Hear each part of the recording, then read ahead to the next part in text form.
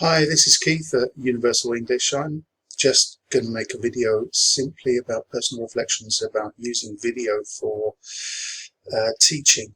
The first reflection I want to make is that I've realized that you get nervous. You get nervous when you're making videos, and thinking about it, I think the main reason that you can get nervous about making videos is that you're never sure what's going to come next. That's to say, you've got to, you begin to realize that for video making, you've got to have a really solid and clear plan. You have to know exactly what's going to happen and when it's going to happen.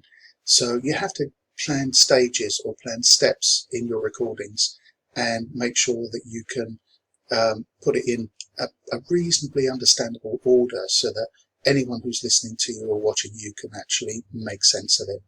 So the first one is you get nervous because you need to plan. So the result of that is plan your videos. My next observation 2, would be that you need to make use of the pause button. When you're making a video, pausing recording is not a problem for anyone who's watching it afterwards. They just see a small click.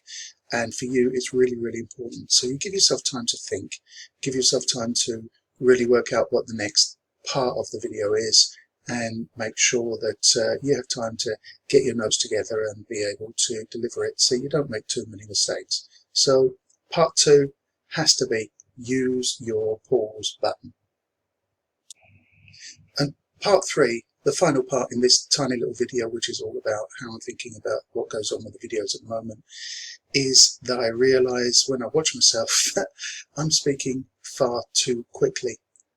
So I think it's going to be teaching me personally how on video and when I'm talking to people in classes, still after so much time, so many years speaking, when I get nervous, I speak too quickly. So I've got to learn to slow down. Slow down, stage, take things easy, speak properly, make sure that people can understand, because there's no point in producing a presentation video that no one can actually follow because it's moving too quickly.